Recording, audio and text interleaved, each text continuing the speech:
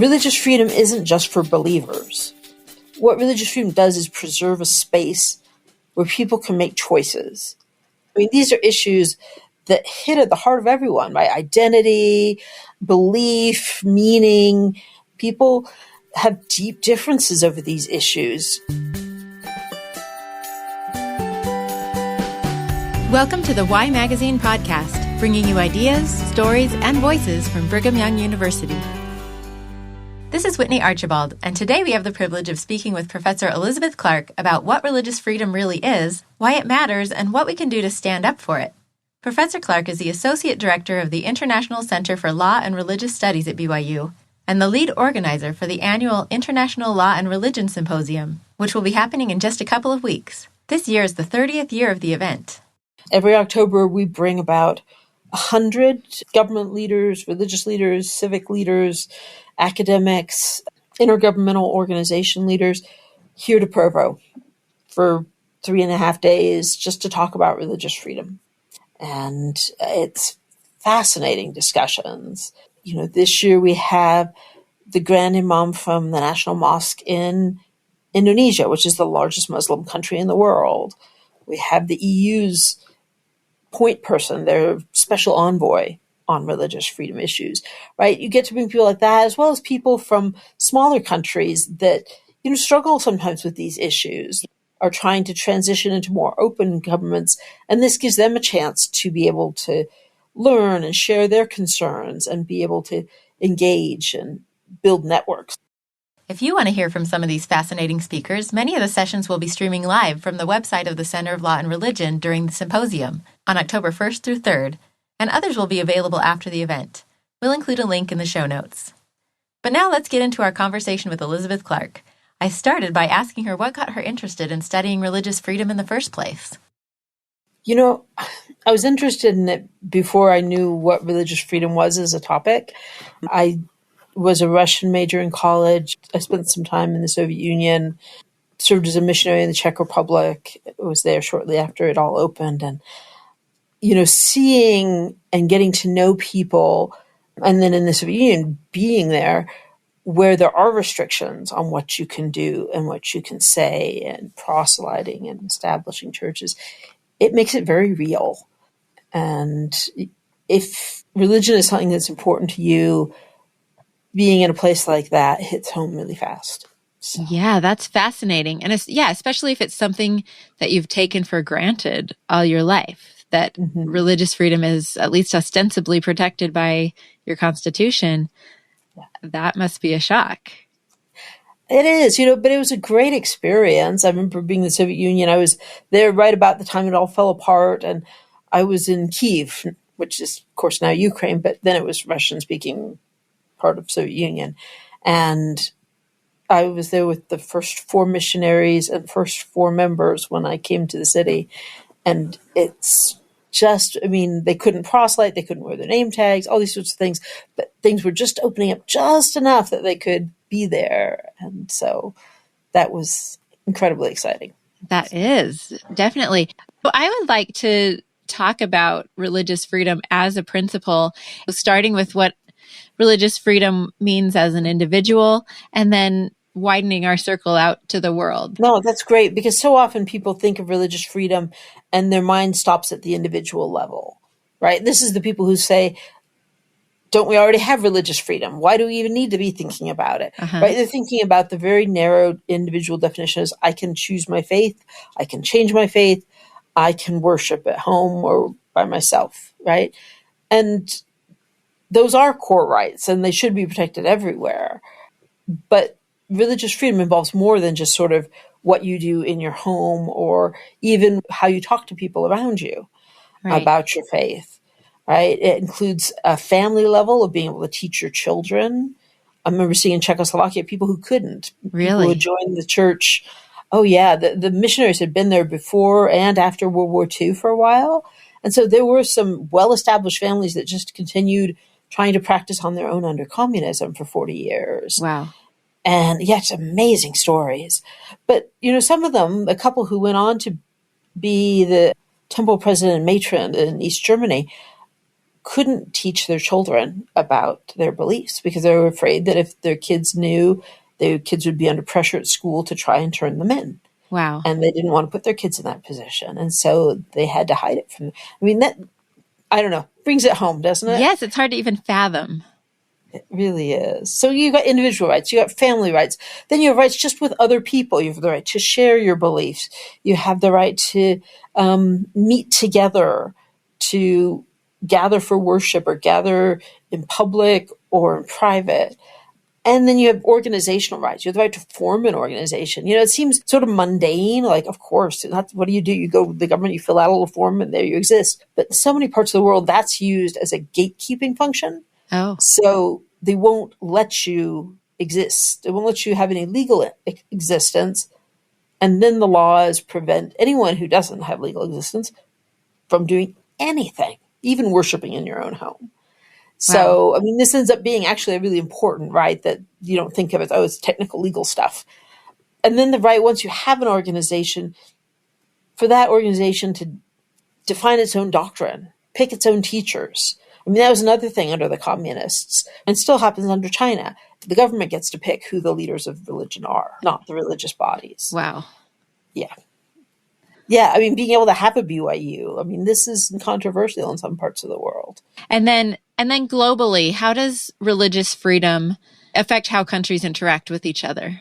You know, there's a lot of international norms and treaties that allow countries to comment on each other's religious freedom and support each other. The U.S. makes a big deal of this, has an annual report on every country in the world.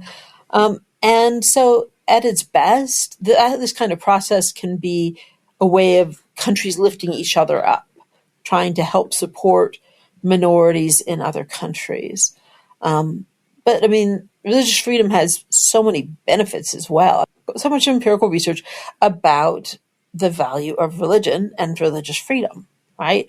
People who have religious beliefs or attend regularly have higher levels of well-being, of physical health, of mental health. Their youth have better educational outcomes, less likely to commit crime, have more stable marriages. Then as a community, right, it brings social capital. Religious communities are more likely to encourage people to be generous, even to non-religious causes. Religious people give more than non-religious people.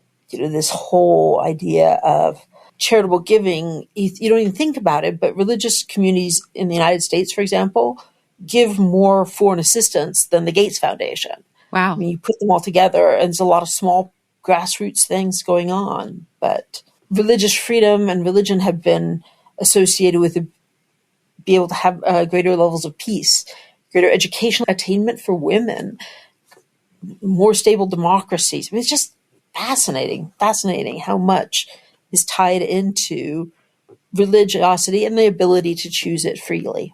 Wow.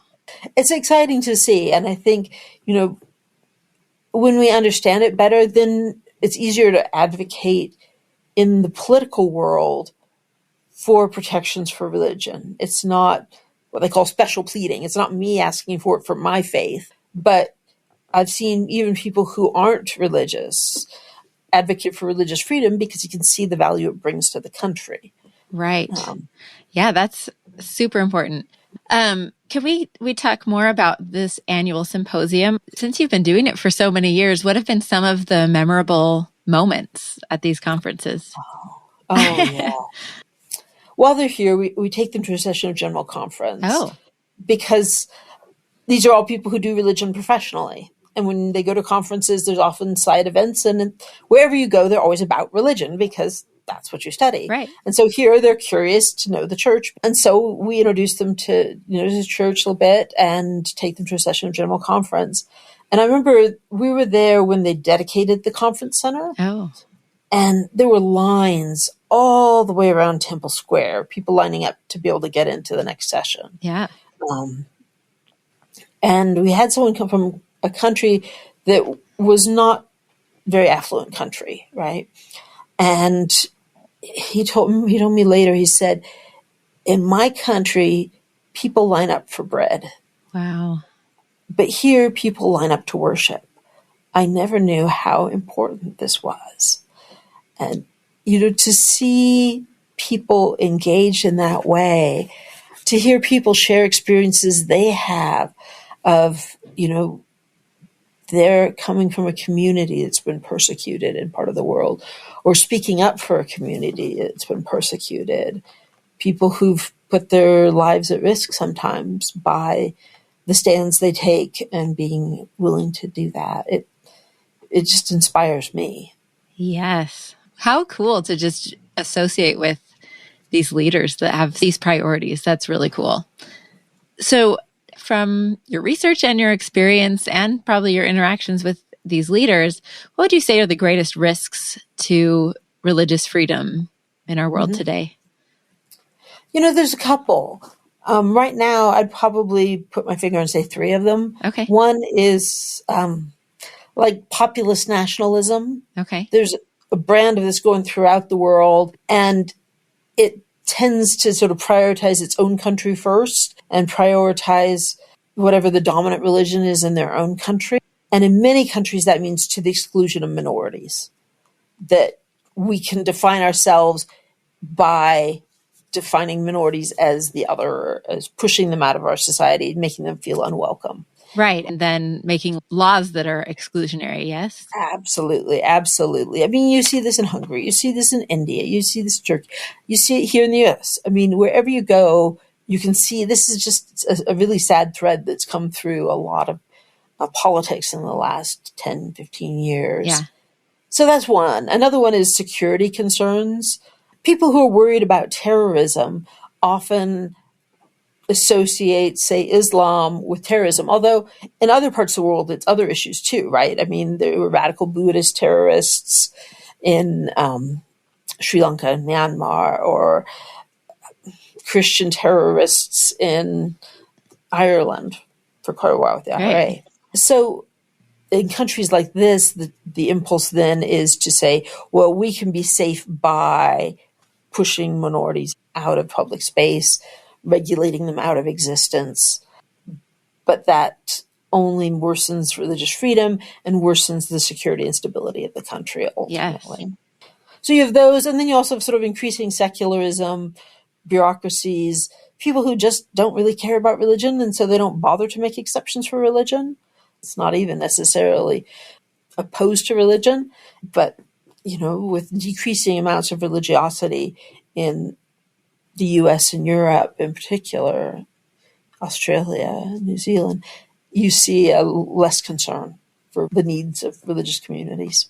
And what argument would you give to somebody who doesn't personally care much about religion, doesn't see its benefit? There is an important argument.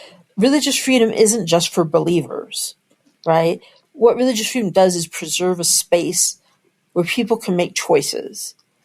Religious freedom benefits atheists and agnostics too, because there's some country where they're persecuted. The point is just that people have a space where they can make these choices. And it goes to something very deep within us, that we want to be able to respond to our sense of sacred, our sense of reality. And to be able to do that is universal, really. Well, and it seems like it often extends to other beliefs besides religious beliefs. Is that correct?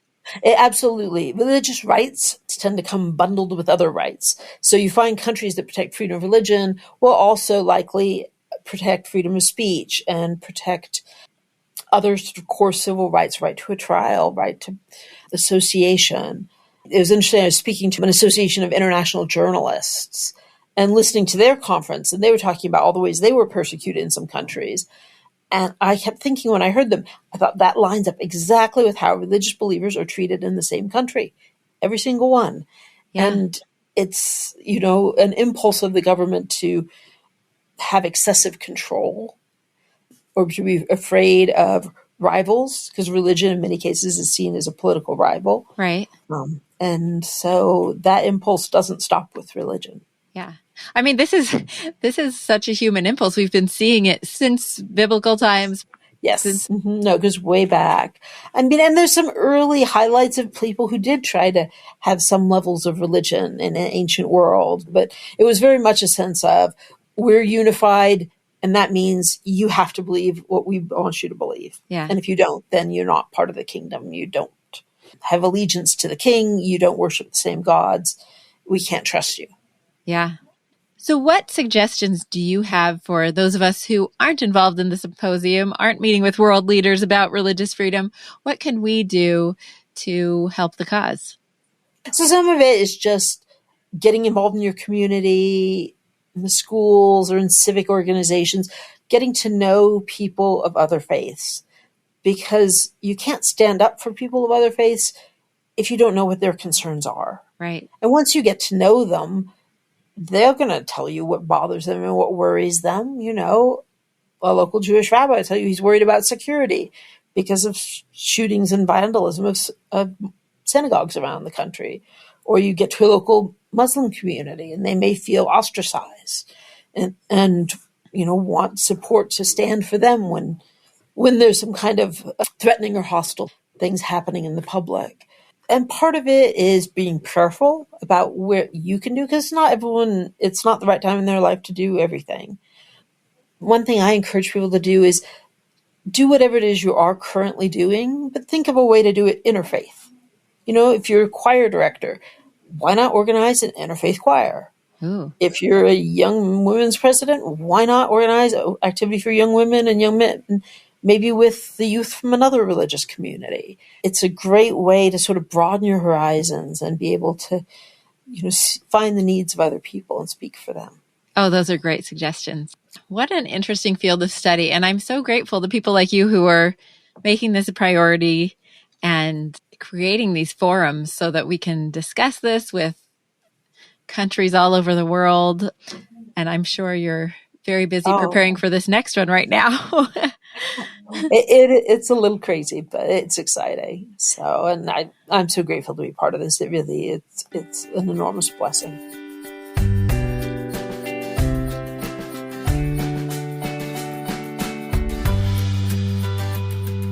Thank you for listening to the Y Magazine podcast.